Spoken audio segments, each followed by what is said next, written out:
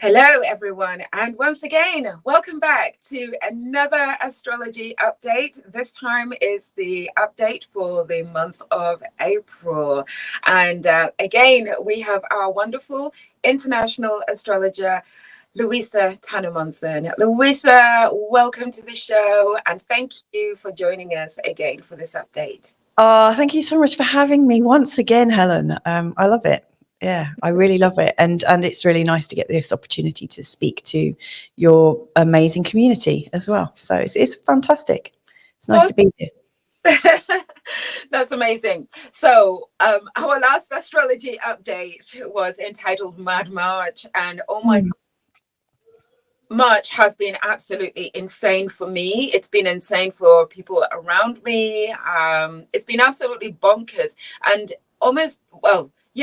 pretty much everything that we covered and pretty much everything that you predicted was going to happen in the financial institutions and all the upheaval and everything else that was going on around the world has actually come to fruition. Yeah, it's a bit bonkers. Yeah. Yeah, it's been the same here, really. People I've been chatting to have been really feeling lots of real tensions and stuff. Weirdly, like Pluto's all about trauma and bullying and being heavy-handed. And I've come across a few different scenarios where clients have contacted me and said, I've got this, I'm being bullied. I've had somebody like send threats to me and things like that. It's really bizarre, very strange time at the moment. But I don't know how we can raise on from Mad March. I'm trying to think of some great alliteration for April. And all I think of is aggro April, but it's not. April. I thought it would be awesome April. Maybe. Oh, yeah, awesome April would be so much better. It's like an April of two halves, I think, Helen, because week 1 and week 3, they're the ones with the new moon and the full moon. Okay. And also an eclipse. And they are like week 1 and week 3 are really kind of high, intense sensitivity. And yeah, they're pretty strong. And then week 2 and week 4, there's just like rising emotions. It's like your emotions are like this. But you could easily have lots of pleasure in those times. But the first and third week in particular just feel very much like hard work. So, yeah, it's not exactly aggro. It could be awesome, but I think you have to be really disciplined in April to make it really awesome. Okay. So you have to absolutely say, the only thing I can control right now is my own attitude. Attitude April. There we go. April. Awesome attitude April. But you know what? Speaking about discipline, that has already kicked in for me. I know some people around it has already kicked in. So I think that some of us are already feeling the early energy of discipline April coming in, because I've basically just gone, okay, this needs sorting, that needs sorting, that needs scheduling, that needs sorting out. And, can't leave stuff sort of scattered around and all of that kind of stuff. Just, one thing I've noticed about this particular sort of last week in March is that there seems to have been an energy upsurge. It's done time. Yeah. Right, let's stop feeling sorry for ourselves and let's just get things done. So it really coincides with discipline April. Yeah, absolutely. Yeah, it really does. So how do you want me to approach this then? Okay, let's just dive in straight into the week by week, and let's dive in straight into week 1. Okie dokes. Well, week 1, there's 1, 2, 3 big days, like 3 things to be aware of. First one is on the 3rd of April. We've got Mercury changing signs from the sign of Aries into the sign of Taurus. Now that's quite handy because, Mercury is about communication, as you know. And oh, by the way, it's going retrograde later on. In week 3, it goes retrograde. So we need to make We need to make the most of the first 2 weeks, okay? Like really use our brains in the first 2 weeks as much as possible. And then like use the last 2 weeks to sort of dream a bit. But anyway, Mercury's been in the sign of Aries. And, you know, as most of us know, Aries is quite a fiery sign. And so lots of people have been shooting off nasty old messages and being very, very short in the way that they communicate. When it goes into the sign of Taurus, we're going to have a little bit more groundedness, which it'll be good. I think people are going to start considering things a little bit more. One thing it does, I think, hint at is changes in the financial system, the money markets and all our resources. You know, the sign of Taurus is definitely about resources, so we're thinking about them. So I think that's going to come onto our radar a lot more in the first week. Then on the 4th, the next day, we've got the opposition between the moon and Neptune. Now, I just think that's going to highlight where anyone's feeling a bit of confusion and insecurity. These are very illusionary times. And so what I think is we're not so happy to sit in the mystery anymore. We're really wanting to have some hard facts and ground them and to know what the truth is. And so I really feel that, we're going to be feeling confused and search out clarity as much as possible. And if we don't do that, I think we could end up just kind of going numb, you know, not really being able to access anything. And then on the 6th, we've got the full moon. Now, you know, on the 4th with opposition to Neptune, that will lead into, you know, like how it happens just before a full moon, you feel it for a few days, a bit like, you know, for all menstruating women, we all feel that, don't we? That builds up before we have our period. So it is, you know, it's very, very full moony, let's say, very sort of menstrual. But the full moon is in the sign of Libra. And so you've got the sun in Aries and the moon in Libra in opposition. That's what happens with all the full moons. Now, if it was just those two in opposition, that would be enough to build up some fiery emotions where there's this sense of, what about me? And also this feeling of, yes, we want to have peace with our partners. So it's like, you know, on some level, this full moon, we're really trying to get our needs met whilst also being in this happy relationship. And that's such a balancing act. I mean, man, how can anyone do that? I mean, it can take years to even fail at that. You know, getting that balance right. You know, it's a continuous discipline, isn't it? And it's a continuous loving kindness. You know, you have to work at it. And so the full moon always blows it up. But what's worse, right, is the sun is in a conjunction with Chiron, the winged ruler, and is also in a conjunction with Jupiter. So Jupiter's going to blow it up and sort of inflame any situations that come up. And Chiron is going to sort of bring out the poor me. Why can't I get my needs met? And so it's a huge full moon. So if you are already aware of where things aren't going very well, or where there are existing tensions, I would absolutely recommend that you don't plan any like high risk events, like if you're going to meet the parents or something, you know, or going away for a romantic weekend, you might just think, you know, maybe just ease off that. But also think ahead of some strategies. So, you know, if you do know that you've got a tendency to go into these poor me states, start to think about them and start to, you know, like one of the things I noticed with the idea of give and take that come up in astrology. I was watching this great video, actually, Helen. Can't remember who it was by, but it was about the wheel of consent. Really, really great technology. Oh, I remember you told me about this. Yes, I did. And it never has it been even more important than it is in this month ahead, because, you know, it gives you a framework to understand if you're being taken advantage of, or actually if you're just opening yourself wide up to being taken advantage of. You know, there's a responsibility on both sides. And so what I would absolutely recommend is, if you do have that tendency to overgive and under receive, that you absolutely watch what you're doing in the lead up to the full moon and what you're thinking, because this partnership balance could go, you know, just way out of hand. And Jupiter is featuring in the new moon as well, at the end of the month. So like Jupiter is all about expansion. So yeah, we can have hope and well-being. You know what? I mean, if you do your homework and you go into every sort of transaction in week 1, feeling like it's a possibility that even if things fall apart, you hold clear the possibility in your heart that it's going to go well, then you'll probably get some mastery. It will probably open things up for greater well-being. But yeah, risky. That's week 1. That's all in week 1. Yeah. Wow. Quite a turbulent week by the sounds of it. Yeah, it really could be. I think a lot of it is, so again, like attitude April, it's like, what attitude are you going to hold for? Now that I'm saying this out loud, I already know, and I'm going to write this down, attitude of possibility. That's my great space I'm going to look out for in this month ahead, is possibility, because that means, you know, even if things are less than optimal, you can still hold the possibility it can change. Yeah.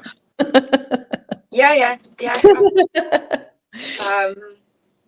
I agree completely. Okay, so shall I have a look at week 2 then? Because this is much easier. This is a much kind of kinder week, I think. We've got Venus moving into the sign of Gemini. Yeah. And like, it's lightness. You know, Venus is all about connection and friendships and our relationships and all those things that are special to us. And Gemini is just really light. It's like a butterfly, you know, it flits from idea to idea and conversation to conversation. So I just think that's setting the scene for lightness, you know, for the rest of the month. You know, it also, I think, takes some of the intensity and possessiveness and trust issues out of, you know, out of public consciousness for a little bit. You know, it makes us want to have a laugh. You know, we want to be light, we want to be joyous, and we don't want to be too committal. So I like that. That's kind of butterfly-like. Around the 14th, though, that is a difficult day or an intense day. So the 14th, we've got Venus is going to be in a square to Saturn. So as you might remember, Saturn's just recently moved into the sign of Pisces. So, you know, there's this feeling of trying to stabilize spirituality. And then we've got the Venus in a square to it. And that's, it can leave us feeling a little bit too cold, you know, so we might find that there are tensions around the 14th where we're feeling a little bit, we're wanting to connect, but we're feeling a little cold and a bit like we maybe can't, like maybe we're not feeling very confident. People with this in their birth chart tend to suffer from confidence issues quite a bit. And then on the same day, we've got the moon in a conjunction with Pluto. Now, Pluto's just changed signs literally a few days ago. We're recording this on the 26th of March, aren't we? So Pluto's just changed signs. In fact, Mars changed signs yesterday as well. Whew, as if we needed anything else. But, on the 14th of April, Coming on, isn't there? Yeah, and the moon is in a conjunction with Pluto, so that is going to really intensify any feelings of loneliness or any feelings of, you know, not feeling quite confident. So I would say week 2 is about lightness and joy, but watch out for the 14th because people are feeling very sensitive and very delicate, and so, maybe they're not up to the job. So you know what I would actually do? I would just hibernate, ground myself, and you know, just do some spiritual work and just do some cleansing, and just you know, just put your layer of protection around you, because you can always get around these things, especially if you are now aware that that's the kind of week it's going to be, and you know, particularly on the 14th, just put on your spiritual armor. You can do this, guys. yeah, definitely. There's a massive dose of not good enough going on, I would say, on the 14th. So if you are feeling, I probably wouldn't, I really agree with you, like do a retreat into yourself, because one of the worst things I think you can suffer from at that time is the disease of comparison. You know, like if you go out and you meet up with your most fabulous friends and life is moving for them, that's not the thing to do on that day. No. So just kind of bring it back in or go for a spa. Yeah. On a day when no one else is there, you know, on a Monday, not at the weekend. Well, I go to the gym about 3-4 in the morning when there was nobody there. Oh, how wonderful. Yeah, it's That's 24 really hours. good. And I think, I just don't really feel, I'm not feeling the whole, let's queue up for equipment and let's follow each other around for equipment. Mm, So I just think to just cut all of that out, I just go between 3 and 4 in the morning, and then I'm done for the day and I can get on with the yeah. rest of my day. How wonderful to have gyms open at that time. Mhm. Where we are, I mean, there might be some in Lisbon, in our capital, but in Portugal, no, everything is like set office hours. I would do that too. Yeah. I highly recommend it, especially if you're just, concerned about protecting your own energy and Mm. just, or if you're feeling in a little bit of a hermit mode and you don't feel up to socializing much either, then yeah, I'd recommend it. But anyway, we digress. So this is week 2. Is there anything else coming in week 2 that we should be aware of? Only little things, like the moon linking up to different things, but they're always so transitory that, I just think it's kind of like business as usual, really. It's quite a quiet week. And so I would gather your strength and energy for the new moon and solar eclipse in week 3. Because week 3, we've got the sun changing signs into the sign of Taurus. Yeah. But before that happens, there's a new moon in Aries. Now, it's our second new moon in Aries, just because of the way they've fallen in with our calendar. So we've got the new moon in Aries on the 20th, and we've got the sun, the moon in a conjunction with Jupiter. Mm-hmm. So that is going to give us hope and optimism with this supposed new start, because obviously new moons are all about new starts. It's also an eclipse. So it's almost like everything disappears and we have this moment to completely recreate ourselves. So that's always really good. I love that potential. And also the sun and the moon are also in a conjunction with Vesta, which is one of the asteroids I include a lot of. I put it in pretty much all my readings. Is quite an important character.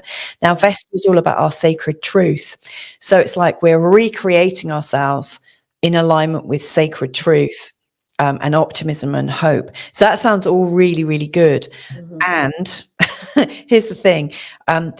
This new moon is facing off in a T-square. So you've got the new moon in the middle and the solar eclipse, and then you've got Pluto here, and Pluto's about control. Okay. And then if it's like a triangle, Pluto on one side, and then you've got Pallas Athena on the other. Now, with these T-squares, it creates a lot of tension. Now, Pluto's all about, controlling, and it's just gone into the sign of Aquarius. So there's this real kind of, we must control the masses for the benefit of humanity, is the kind of overall message to Pluto. And he's just gone in there for the next 20 years. So we're going to be learning a lot, like in humanity, about human systems, which is like an oxymoron, isn't it? Like a human system. Like, how do we have human systems? Like, the whole purpose of being human is that we're not really a system. We are beings, not doing, Yeah. So it's like we've got Pluto trying to control how we do things and what happens in response to that. And on the other side, we've got Pallas Athena in the sign of Leo. And Pallas Athena is noticing patterns, and the sign of Leo is about sovereignty. So we've got this tension of, we have patterns of sovereignty within us. We know we're part of something that is also trying to control us, apparently for our benefit. And then right at the top, we've got this new moon with Jupiter, and it could really rip us apart at some level. So I think it's worth really thinking, okay, what kind of outcome do I want to create for myself? Which is why I say it's always great to just focus on possibility and love, or, whatever works for you. But, the idea of recreating who you are is really, really strong. And the tension between the sun and the moon in a square to Pluto is really strong. So you may well find that you're at odds to other people. You might be creating this bright new future for yourself, whilst other people are wanting to control you, or say, you don't want to do it like that. You need to do it like this. What's new? Yes. But because it's an eclipse, it's so much stronger. So it's almost like there's patterns. All of these are happening. So you got like Pluto and Pallas Athena, they're in fixed signs. Yeah. And later on, that sun and moon both go into the sign of Taurus, which is another fixed sign. They're just at the far end of Aries when they go into the eclipse, and then they both go into the sign of Taurus. So there's a lot of fixed energy there. It's like rooting out our old systemic patterns. It's like a kind of stalemate. Yeah. So, yeah, you have to keep your head about you. And then the very next day, Mercury goes retrograde. Now, I'm on the effects of Mercury going retrograde like 3 weeks in advance. well, it's going retrograde on the 15th of May. On the 21st of April. Yeah. And then it will be going direct on the 15th of May. And it will be fully out of the retrograde shadow by the 1st of June. So it does feel like quite a while, like the 21st of April. Really, we don't get going again until the 1st of June. But it's going retrograde between 15 degrees in Taurus down to 5 degrees in Taurus. So if you know your chart and you've got something around 5 to 15 degrees of Taurus, of Scorpio, of Aquarius, or Leo, these are the degrees that are going to be mostly affected by Mercury retrograde. So I would absolutely recommend planning some time just to really chill out and let the world speak to you, really. Let the universe or whatever it is you believe in, let yourself talk to you, your higher self. It's a time to receive inspiration rather than trying to push on ahead. Reason being is when it goes retrograde, it's in a conjunction with the moon, and it's also in a conjunction with Uranus, which really stirs things up, and it can be quite shocking. So I think, if you're trying to push ahead to meet an aim, it could just be shocking, emotional. I think go with the flow, really. Don't fight it. Just kind of float above it for a bit. Yeah, I mean, that's Mercury retrograde in general. When it comes around, it merely it's asking you to just relax, reflect, rejuvenate. Yeah. And when you don't, by the way, a lot of people get really sick during the Mercury retrograde period. And that's because they just continue to push on as usual and takes no notice of Mercury retrograde asking them to take a little step back sometimes, So yeah, if you don't, you will get sick. I see this every Mercury retrograde where so many people are just so sick. But yeah, That's really interesting that you mention that, because I've never made that connection, but I'm not necessarily working with physical bodies like in the same way that you are. But Mercury is known as a healer as well. He's a healer planet. And I learned recently that at the time of the new moon and also full moons and also eclipses and solstices, I didn't know this, and equinoxes, that the waters in your actual body are much more sensitive. And they often do their own cleanses at that time, like the whole viral shedding. Is there a virus, or are we just letting go of things?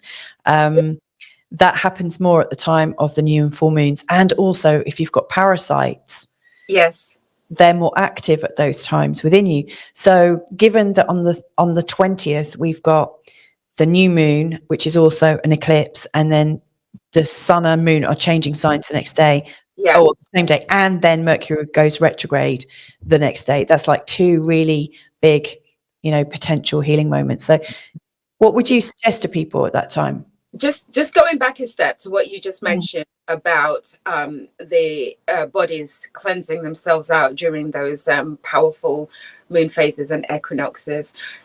This is one of the reasons why in the yogic culture, you are advised to keep your spine straight. Oh. Yeah. So basically keep your spine straight for a period of, or as long as you can, a period of 24 hours or whatever. And you're also encouraged to fast on those days for a reason, because of all the cleansing that is going on, and the powerful energy upsurge that's going up your spine as well. So it's a total whole spiritual body cleansing. And unless you know the things to do on those days, you can get into a little bit of a muddle. For instance, on moon phases, equinoxes, you're advised to either fast, or if you're going to eat, there are specific foods that you should eat, more sattvic foods, and sort of more vegetables, no meat. And if you have to eat meat, fish or something like that is okay.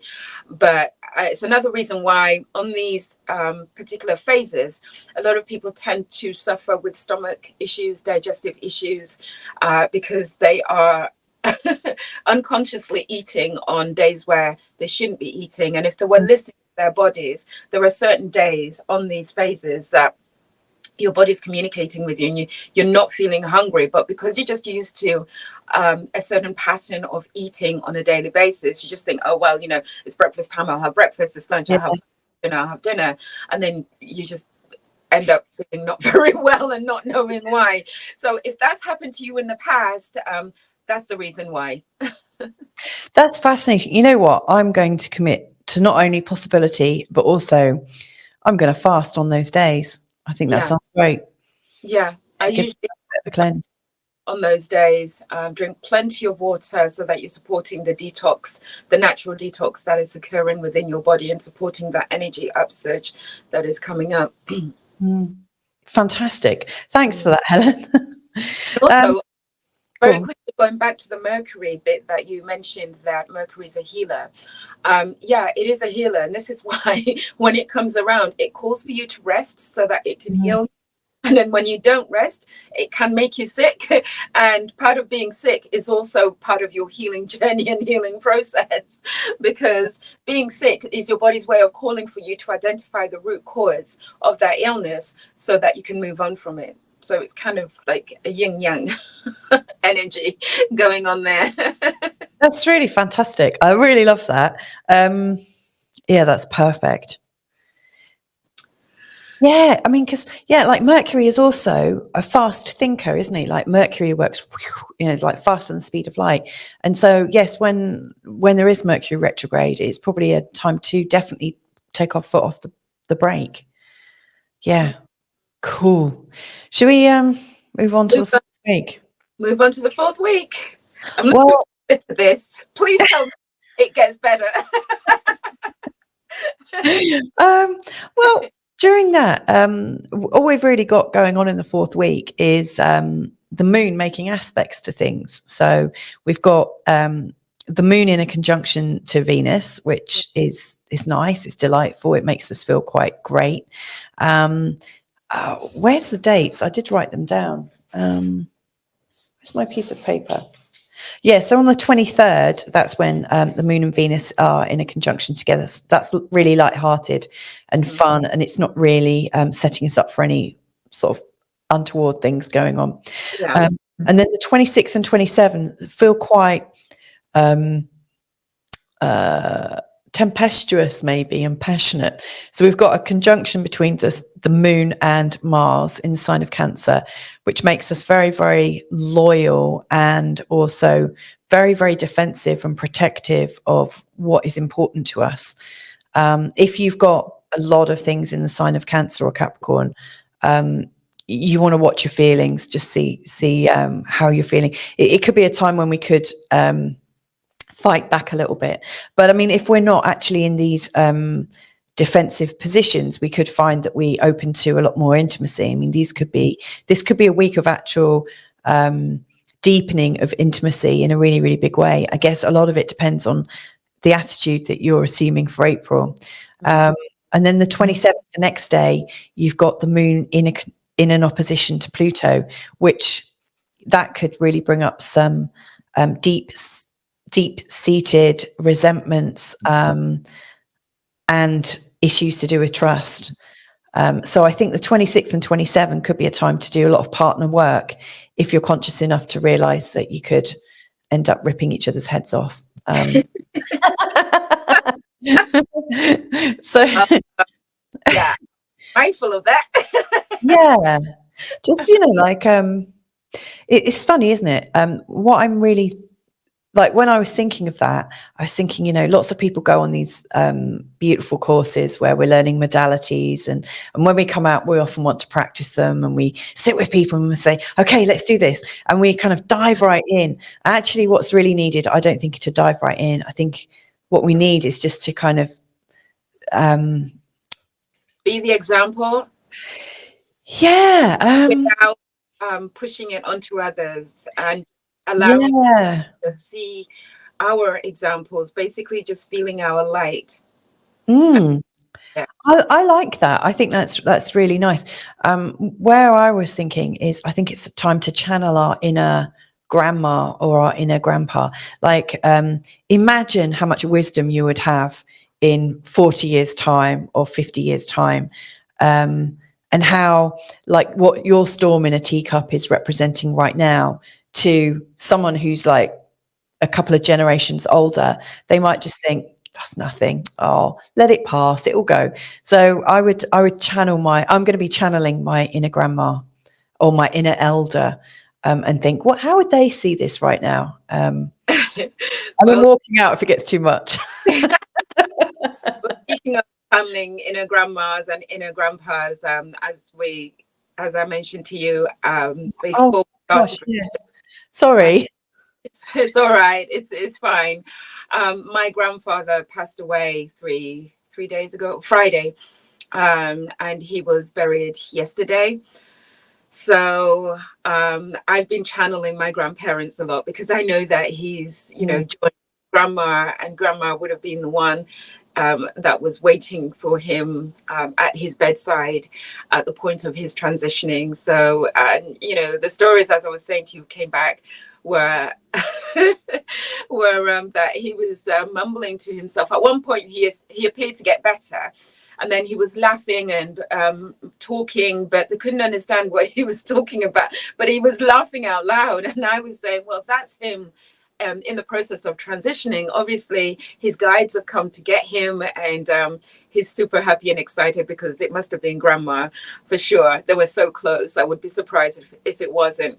But some people just didn't really get that. They didn't really understand it, and it's okay. It's all right. But yes, I've been channeling my inner grandma, my inner grandpa a lot over the past couple of days. Oh, I'm so sorry about the loss of your grandfather. It must be a real gift that you can tune in like that, Helen. Yeah, we were quite close, and we got an extra 5 years out of him. I think I've told you the story of when he had a stroke, and I wrote the protocol for him, and he completely bounced back, speech, movement, and everything within 4 months, and he was back on his farm and stuff like that. But of course, I can't be there all the time. After a couple of years, his health deteriorated again, because he wasn't being looked after properly. So it is what it is. And, he was in his 90s as well. That's pretty amazing. Yeah, that's remarkable, in fact. Mm. Wow. Yeah. So all good. We're making peace with it as a family. So, yeah. I made peace with it in a podcast, which goes out later on this afternoon on my Venus Health show. So, yeah, that's going out later today. If anybody wants to hear it, it will air at 3:00 this afternoon. So anyway, you were sharing about the channeling, the I'm done. I'm done with this month. April, it's gone. The only thing I would say about April is, in the last week, we're getting ready. We already know that there are things changing in May.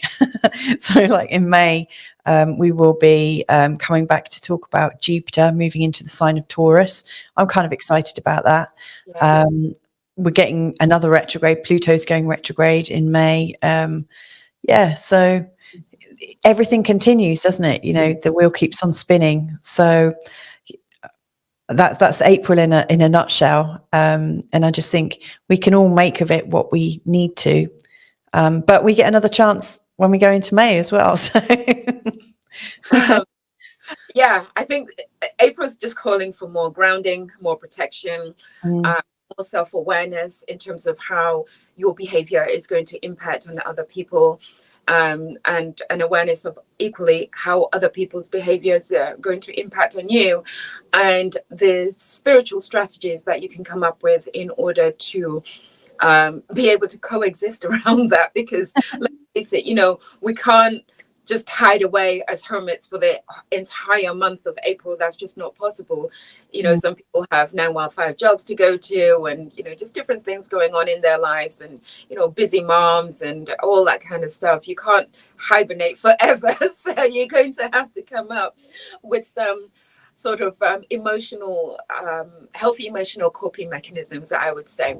And also, just going back to what you were saying about channeling your inner grandma and inner grandpa, for the benefit of the audience, could you just perhaps explain in some detail in terms of how you would actually go about doing that, so that we can get a little bit of a sure.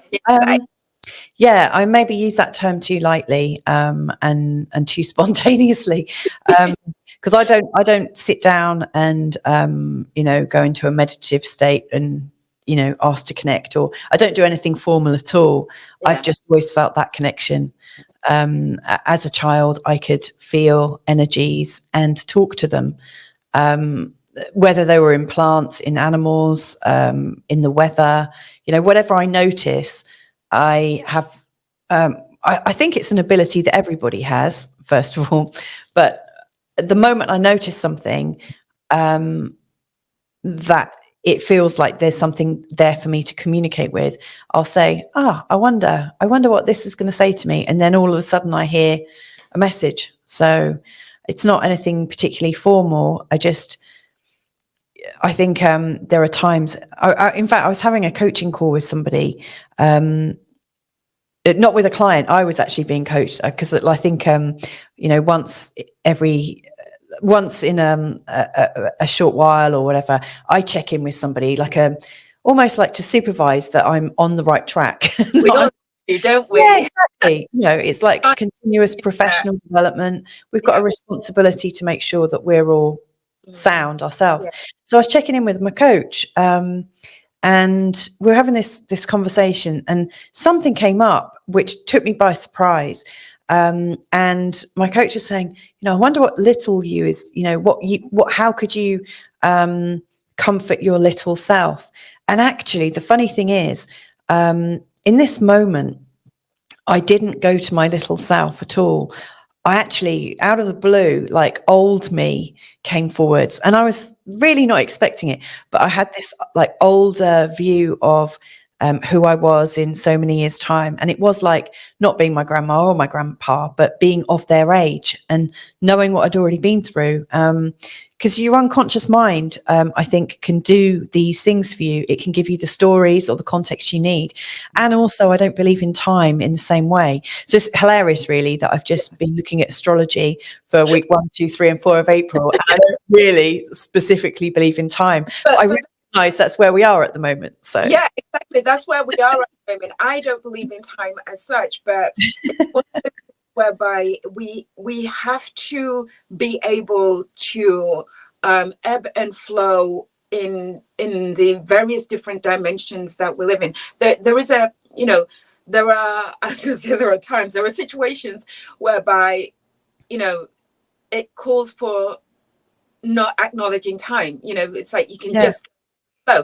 And then there are situations kind of, let's say, in the 3D realm whereby we are driven by time and our entire schedules are driven by time, and that can become really confusing to some people that are becoming more spiritually aware of themselves. And sometimes other people take it to the complete extreme, as in oh yeah, time doesn't exist, so I'll just do what I do whenever I want to. But then they fall short of that in the 3D sense. So it's really learning to ebb and flow in between those different dimensions of space-time continuum. Yeah, exactly. So I can't really answer your question, Helen, about how I channel. It's what happens. And that's actually what happens when I look at charts now. So for, many years, I just looked at the chart. And then one day maybe about 4 or 5 years ago, I realized that when I looked at the chart actually spoke to me as well. And that's just changed things for me as well. You know, it's almost like looking at a snowflake, or I don't know. I mean, obviously, I'm not trained to look at DNA or anything, but it's almost like the nuts and bolts of an energetic moment in time. However it fits together, it just presents itself. So I just kind of can read into things. Yeah. You have answered my question beautifully. You know, just by sharing that entire journey of, you know, how it all began for you and how you were noticing energies and plants and various things and all that kind of stuff. That's answering the question. You know, basically shared to people out there who are not really maybe aware that, you know, plants have energy and you can talk to them and they can give you feedback and stuff like that. You've just given them a golden nugget. A few golden nuggets, you know, you've given them a starting point, an inspirational starting point. So I wouldn't say that you haven't answered my question at all. You fully answered my question beyond. Well, thank you. That reminds me of I really follow the work of Dr. Dane here. He talks about access consciousness, and he wrote this really lovely book called Body Whispering, or I think it's Body Whispering. And in his book, I heard him say something to the effect of, what if the wrongness of you is the rightness of you? Or I might have picked that up in one of his videos, but what if the wrongness of you is the rightness of you? And that was what I learned when I was really young, not because like my parents were saying, oh, it's really great when you're being weird and talking to plants. In fact, they were quite embarrassed by that. But in fact, my grandma was quite sort of, my nan, she was quite, I don't know, she saw the weirdness in me and just thought it was natural. And so all those little things that I did back when I was small, I never really stopped doing them. And yeah, it's been one of the biggest gifts. Oh, that's so beautiful. So I laughed when you said my nan recognized the weirdness in me and she embraced it. I attribute my weirdness to my nan, to my grandma, because she never thought I was weird in any way whatsoever. And I could talk to her about anything and everything. And I was never surprised at her reaction towards me. It was more of an encouragement and not a discouragement. She never for one moment thought that I was weird, and she gave me much of that weirdness as well. She gave me carte blanche to be weird. And it's just beautiful how, you know, grandparents are so important in that respect, that, you know, from a spiritual standpoint, I think many people can relate to being able to be weird in front of their grandparents, and it was always okay type of thing, because they understood. Yeah, I think it's an amazing relationship, isn't it, that we have with our grandparents? Yeah. It's very special. They don't have any of the anxiety of being a parent, but they still have that love and connection. Yeah, I hope I get to become a grandparent one day and be young enough to be able to do something about it. Well, and you will be an amazing grandparent. You will be. I think the world needs more elders, and the world needs elders with wisdom. And for those of you that are watching or listening into the podcast, by the way, Louisa and I did a couple of videos on holistic parenting, and gosh, I forgot about that. No, I haven't. They're actually on the Venus Health Academy website. So, you know, guys, head over to the Venus Health Academy website. They're actually on my YouTube channel as well. And yeah, go and have a look at those 2 videos. We did part 1 and part 2, and yeah, they're amazing. And this is one of the reasons I'm saying to Louisa that she's going to make an amazing grandparent, because, you know, the wisdom that Louisa shares about how she looks after her own children, and from a holistic standpoint, and it's just beautiful, absolutely beautiful. I'm not going to give you any spoiler alerts, but You know, if you're a parent, go and watch it. If you are an expectant mother, go and watch it. You'll get a lot of tips, a lot of tips. So yeah. Oh, thanks. Oh wow, what a gift that is, that memory. I do like these Sunday morning chats. They're great. I know. Brilliant. Yeah, they're absolutely amazing. I haven't forgotten about those videos. I have watched them back a couple of times as well. Yeah, and I recently uploaded them onto the website. So they are there available under media. You'll find all the podcasts and all the videos that we did. Yeah, I'll have to get the links for those. I'd like to see them and laugh at how we've changed, or because like we do change, don't we, as well? You know, like what we say one year. It's like when you get an old meme come back on like Facebook from like 8 years ago, and you're like, whoa. Thank you for some time there. No, I'd love to watch those again. Thank you so much for reminding me of that, Helen. So, same time next month then. Same time next month, and I think a Sunday works really well. I like the energy of the Sunday. It's just nice, flowy and laid back. Yeah. Same time next month. Perfect. Thank you so much once again for joining us and sharing your astrological wisdom as usual. Oh, and also before we go, Louisa, is there anything that you would like to what's the word I'm looking for? Share with the audience in terms of anything that you are currently working on, or anything that you would like the audience to know about with regards to your work? Yeah, okay. I've just uploaded quite a few big videos. One about Pluto and Aquarius. It's quite long, but it's indexed. You've got chapters, so you can pick the bits that you might want. But I'm doing a bit of a study to see how I can create more content for my channel that would be more relevant to the people that are checking in. So I've got a survey, and I've got a link to the survey. It's a short survey. It takes you about 10 minutes. But if you're able to give me some advice on the survey as to what works on my channel, what doesn't work, what you like seeing, how you found me, and a few bits like that, then I'd like to give 20% discount off a reading price. So, as a thank you, because I really want to, I love working with clients, and I especially like working with my monthly clients. That's fantastic.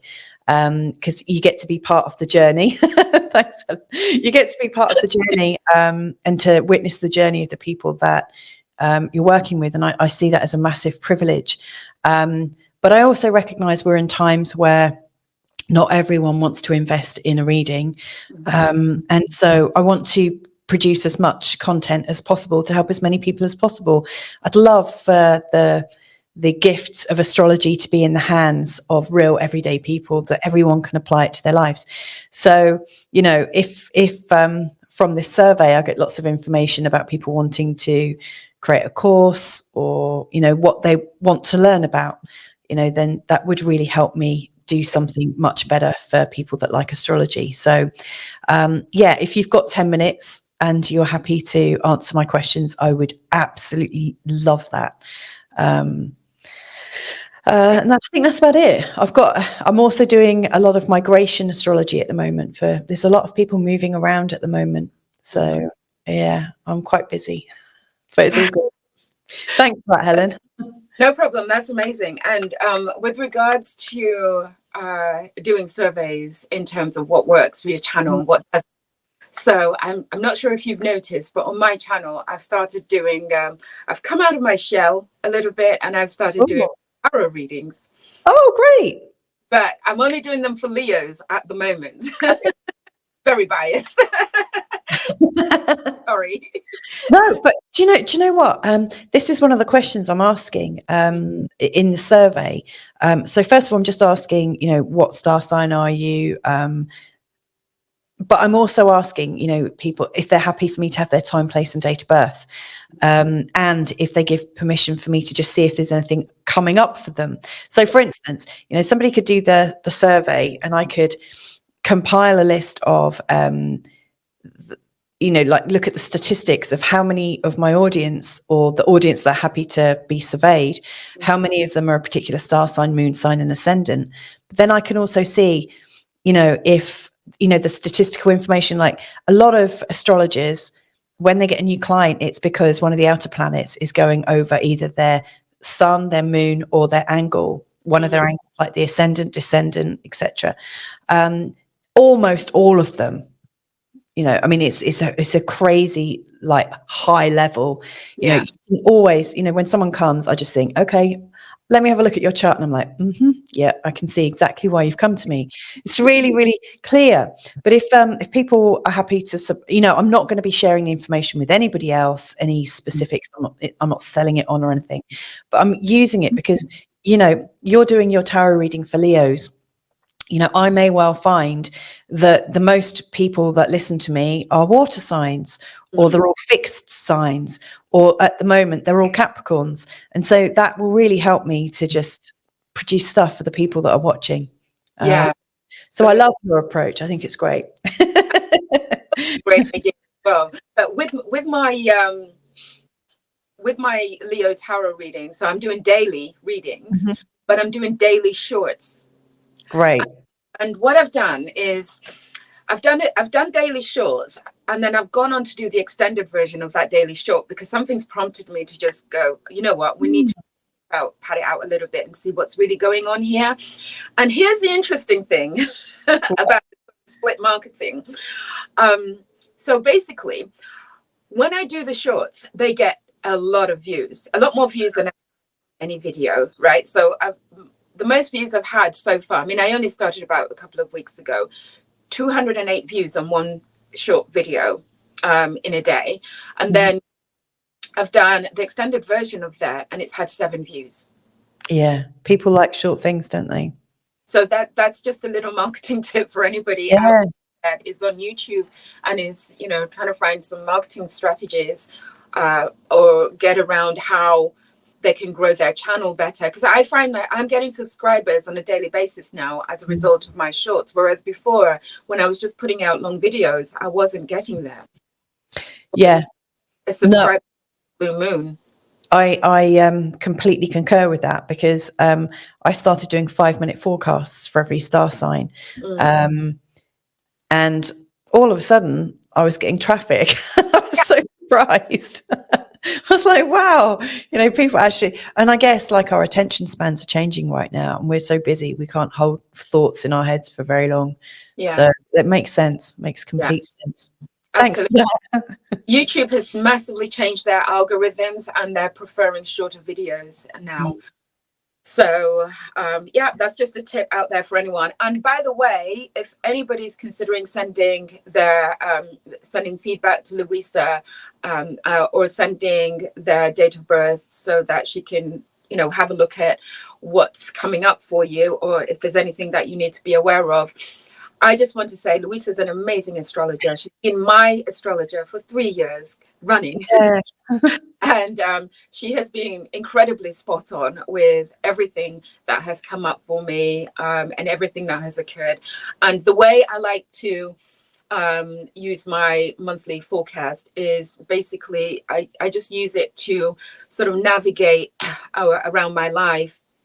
And if I know that something's coming up for me, I will, come up with a strategy in order to kind of sideswipe that so that it doesn't impact me as much as it ordinarily would have if I had been completely oblivious to it.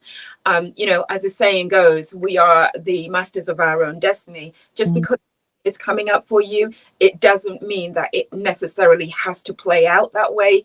You have the ultimate and overall power in order to have that play out in the way that you want to.